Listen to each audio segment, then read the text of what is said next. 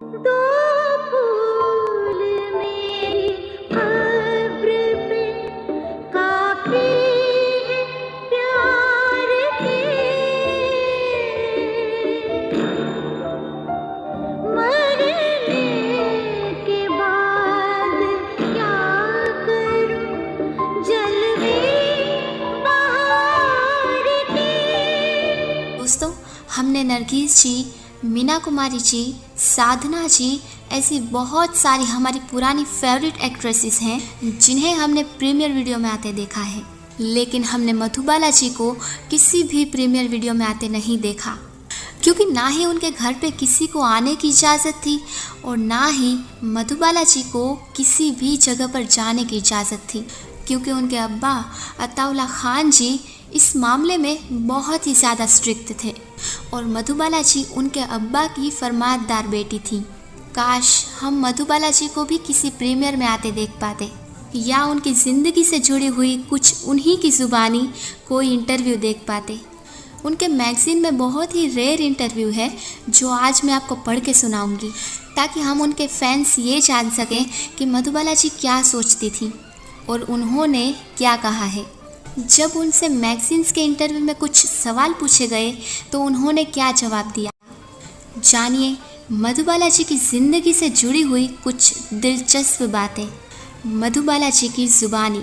मुग़ल आज़म के स्टेज पर ये मधुबाला जी से उस समय मिले जब शूटिंग थोड़ी देर के लिए बंद कर दी गई। वो और कलाकार विश्राम कर रहे थे।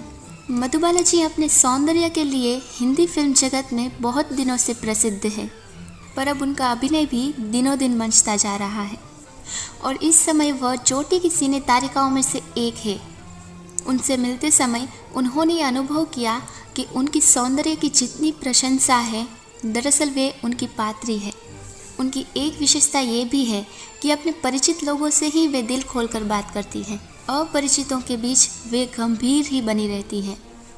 उन्होंने कहा, माफ़ कीजिएगा, ज़रा देर का आराम आप लोगों को मिलता है, उसमें भी खल डालने आ पहुँचा मैं। क्या करूँ, काम ही ऐसा है। कोई बात नहीं, मधुबाला जी बोली, आपका काम है इंटरव्यू लेना और हमारा काम है इंटरव्यू देना, इसमें परेशानी की क्या बात है। अच्छा, तो इजाज़त है सवाल करने की, उन्होंने पूछा। जी हाँ, हो जाइए शुरू, वो मुस्कुरा कर बोली। उन्होंने पूछा, आपका जन्म? मधुबाला जी ने कहा, मैं 14 फरवरी 1933 को पैदा हुई थी। उन्होंने उन्हें टोक कर कहा। फिर उनसे पूछा, आपकी शिक्षा दीक्षा? उन्होंने कहा, उर्दू की शिक्षा मुझे घर पर ही मिली। फिर उनसे पूछा, अंग्रेज़ी आपने कब सीखी? उन्होंने कहा, सन 1949 से अब तक सीख रही हूँ। फिर उनसे पूछा, आपने फिल्मों में प्रवेश कब किया? उन्होंने कहा, सन 1941 में वसंत में एक बच्ची का अभिनय मैंने किया था, जिसके नायक थे उल्हास और नायिका थी मुमताज़ शांति। फिर उनसे पूछा, वसंत में काम करने का मौका आपको किसने दिया था?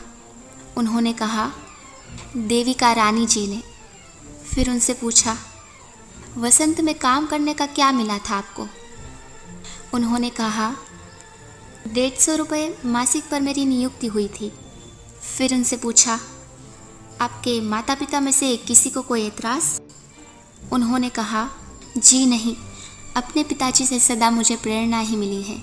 मैं उनके अंजाम स्वर्णीय रहूँगी। मुझे अभिनेत्री बनाने का अधिकार श्रेय उन्हीं को है। फिर उनसे पूछा, आपके घर में अनुशासन कैसा था? उन्होंने कहा, बहुत सख्त। फिर उनसे पूछा, आपको अप्रिय नहीं लगता था वो? उन्होंने कहा, जी नहीं, उस अनुशासन की बदौलत से ही आज मैं अपनी वर्तमान स्थिति तक पहुंच पाई हूँ। मन लगाकर धैर्य के साथ अपना काम करते जाने की शिक्षा हमें अपने घर से ही मिली थी। फिर उनसे पूछा, आप कुल कितने भाई बहन हैं? उन्होंने कहा, हम 6 बहनें हैं, उनमें से तीसरी मैं हूँ। फिर उनसे पूछा, आपकी और कोई बहनें फिल्म क्षेत्र में है? उन्होंने कहा, मुझसे बड़ी दोनों बहनें फिल्म क्षेत्र में नहीं हैं, मैंने फिल्मों में प्रवेश किया और मुझसे छोटी बहन चंचल भी फिल्मों में काम कर रही है। मदर इंडिया में उसका भी एक रोल था और उससे भी 2 छोटी बहनें अभी फिल्म क्षेत्र में नहीं आई हैं। फिर उनसे पूछा, क्या आपके पिताजी ही आपके कॉन्ट्रैक्ट वगैरह काम संभालते हैं? उन्होंने कहा, जी हाँ। फिर उनसे पूछा, पहले आपको किस फिल्म में प्रसिद्धि प्राप्त हुई? उन्होंने कहा, कमाल अमरोही द्वारा दिग्दर्शित चित्रमहल में, जो सन 1940 में प्रदर्शित हुआ था। फिर उनसे पूछा, आपने किस फिल्म में अब तक का अपना सर्वश्रेष्ठ अभिनय किया है? इस प्रश्न का उत्तर देने में वो ज़रा हिचकिचाई और बोली, मैं क्या कहूँ, जब मुझसे डायरेक्टर ने जैसा कहा मैंने कर दिया। ये निर्णय करना दर्शकों का और आप जैसे सिने आलोचकों का काम है। फिर उनसे पूछा, आप फिल्म क्षेत्र में क्यों आई? उन्होंने कहा, इसलिए कि परिस्थितियों ने मुझे मजबूर कर दिया इस क्षेत्र में आने के लिए, और अब जब आ ही गई हूँ तो इसमें मुझे रहना ही है। फिर उनसे पूछा, आपको अपना वर्तमान जीवन कैसा लगता है? मधुबाला जी बोली, मैं अभिनय करती रहती हूँ, अब अभिनय ही मेरे जीवन का एकमात्र ध्येय रह गया है।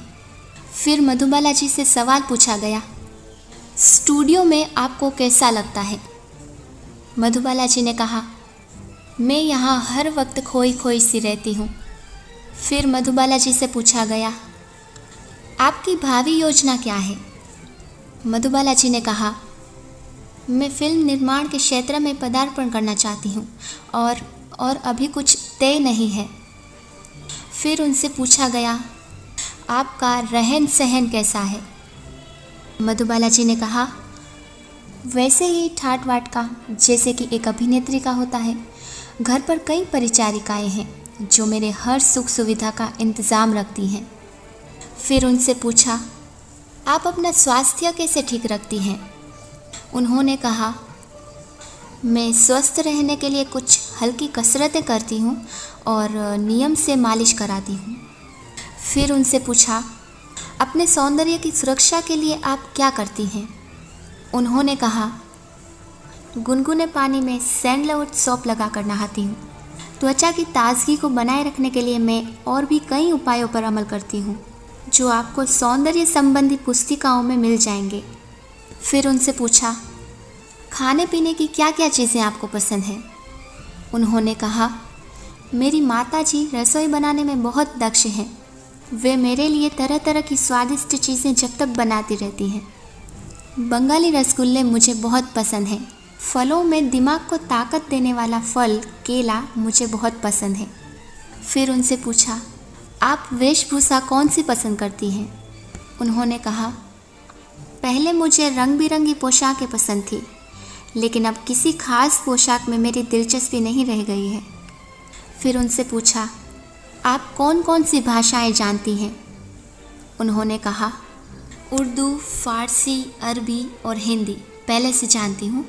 अब अंग्रेज़ी भी समझ, बोल और लिख सकती हूँ। फिर उनसे पूछा, क्या धर्म पर आपकी श्रद्धा है? उन्होंने कहा, जी हाँ, मैं हर रोज़ 5 बार नमाज़ पढ़ती हूँ। फिर उनसे पूछा, शादी के बारे में आपका क्या ख्याल है? उन्होंने कहा, शादी सभी करते हैं, वह एक स्वाभाविक चीज़ है। फिर उनसे पूछा, आप कब तक शादी करेंगी? उन्होंने कहा, मैं फिल्म क्षेत्र में पदार्पण करके साधारण सी मित्र हो गई हूँ, इसलिए अभी कुछ ठीक कह नहीं सकती। फिर उनसे पूछा, फिल्म उद्योग के विषय में आप क्या कहती हैं? उन्होंने कहा, फिल्म उद्योग एक भूलभुलैया है जिसमें प्रवेश करते ही पहला सबक ये पढ़ना पड़ता है कि अपने आप को भूल जाओ। यही नहीं, जितनी बातें संभव हो भूल जाओ। और ये भी सच है कि बिना ऐसा किए कोई व्यक्ति अच्छा अभिनय नहीं कर सकता, उन चरित्रों में जान नहीं फूंक सकता जिनका कि अभिनय उसे करना पड़ता है। फिर उनसे पूछा, आपका जीवन दर्शन क्या है? उन्होंने कहा, यही कि मुसीबतों में से गुजरकर ही आदमी अपने लक्ष्य तक पहुंच पाता है। मुझे भी अपनी ज़िंदगी में ढेर सारी कठिनाइयां झेलनी पड़ी है, बचपन से ही संघर्षों के बीच मेरी ज़िंदगी गुजरी है। सुख और दुख का तोता ज़िंदगी में लगा रहता है। मेरा अपना ख्याल ये है कि हमें सुख कम और दुख ज़्यादा झेलने पड़ते हैं। फिर उनसे पूछा, आप काफ़ी भावुक मालूम पड़ती हैं। उन्होंने कहा, आप ऐसा कह सकते हैं। फिर उनसे पूछा, प्रेम के संबंध में आपके क्या विचार हैं? मधुबाला जी एक क्षण सोचती रहीं, फिर बोली, मेरे अपने ख्याल से प्रेम एक बहुत ही विशद वस्तु है। चतुर से चतुर व्यक्ति भी किसी परिभाषा के घेरे में उसे नहीं बांध सकता। ज़्यादा से ज़्यादा वह इतना ही कर सकता है कि अपने अनुभव के आधार पर प्रेम के एक विशेष रूप या कह लीजिए कि एक एस्पेक्ट पर अपने विचार प्रकट कर दे। प्रेम एक सागर है जिसकी एक बूंद ही किसी किसी को ही उपलब्ध हो पाती है और उसी का वर्णन वो अलग अलग शब्दों वाली में करता है। मैं प्रेम की परिभाषा देने में अपने आप को सर्वथा असमर्थ पाती हूँ। फिर उनसे पूछा, कुछ लोग स्त्री पुरुष के रोमांटिक आकर्षण को भी प्रेम कहते हैं, आपकी इस संबंध में क्या राय है? उन्होंने कहा, कोई भले ही मुझे पुराने विचारों की कह ले, लेकिन मैं इन रोमांटिक आकर्षण को प्रेम नहीं मानती। मेरी राय तो ये है कि स्त्री पुरुष के रोमांटिक आकर्षण को प्रेम कहना प्रेम शब्द को बदनाम करना है। फिर उनसे पूछा, आप दुनिया में किस चीज़ को सबसे ज़्यादा महत्व देती हैं? उन्होंने कहा, मैं ठीक से कुछ नहीं बता सकती, लेकिन हाँ, अपना कर्तव्य मेरी दृष्टि में सबसे अधिक महत्वपूर्ण है। फिर उनसे पूछा, फिल्मी जीवन में क्या आप किसी को अपना गुरु मानती हैं? उन्होंने कहा, जी हाँ, श्री केदार शर्मा जी को मैं अपना गुरु मानती हूँ। उनके द्वारा निर्देशित नीलकमल में सबसे पहले नायिका का अभिनय करने का मौका मुझे मिला। फिर उनसे पूछा, सुना है समय की पाबंदी का आप बहुत ख्याल रखती हैं, क्या ये सच है? उन्होंने कहा, जी हाँ, समय की पाबंदी मेरा उसूल है। मेरा अपना ख्याल ये है कि जो व्यक्ति समय की कद्र नहीं करता, उसकी कद्र समय भी नहीं करता। फिर उनसे पूछा, आपकी किसी से मित्रता है? उन्होंने कहा, जी हाँ, अशोक कुमार जी की पत्नी शोभा देवी। यदि उम्र में मुझसे बहुत बड़ी है, लेकिन उन पर मेरी आंतरिक श्रद्धा है। उनका मेरा परिचय बहुत निकट का नहीं, लेकिन मैं उन्हें अपनी मित्र मानती हूँ। भारत भूषण जी की दिवंगत पत्नी सरला देवी से भी मेरी मित्रता थी। फिर उनसे पूछा, डायरेक्टरों में से किसी के विषय में आप कुछ कहना चाहती हैं? उन्होंने कहा, मद्रास के DSS वसन विशेष रूप से उल्लेखनीय है। मैंने उनकी एक ही फिल्म बहुत दिन हुए में काम किया है, लेकिन उसी संपर्क के बीच उनकी आत्मीयता मेरे दिल को छू गई है। मद्रास में मैं बीमार पड़ गई थी और उस बीच DSS वसंत तथा उनकी धर्मपत्नी ने इतने स्नेहपूर्वक मेरी परिचर्या की थी जैसे कि मैं उनकी अपनी बेटी हूँ। फिर उनसे पूछा, अपने सिद्धांतों की आप पक्की हैं, ये सच है ना? उन्होंने कहा, जी हाँ, अपने सिद्धांतों की रक्षा के लिए मैं हानि उठाने को भी तैयार रहती हूँ। फिर उनसे पूछा, मनोरमा के पाठकों के लिए आप कोई संदेशा देना चाहती हैं? उन्होंने कहा, मैं भला क्या संदेशा दूँ? वे हंसकर बोली। फिर एक क्षण रुककर उन्होंने कहा, हाँ, एक बात पर मैं स्वयं अमल करती हूँ। मनोरमा के पाठक चाहे तो उनमें मेरा संदेश समझकर उस पर अमल कर सकते हैं। यदि कोई संकटग्रस्त व्यक्ति अपने पास मदद मांगने आए तो यथाशक्ति हमें उसकी मदद ज़रूर करनी चाहिए।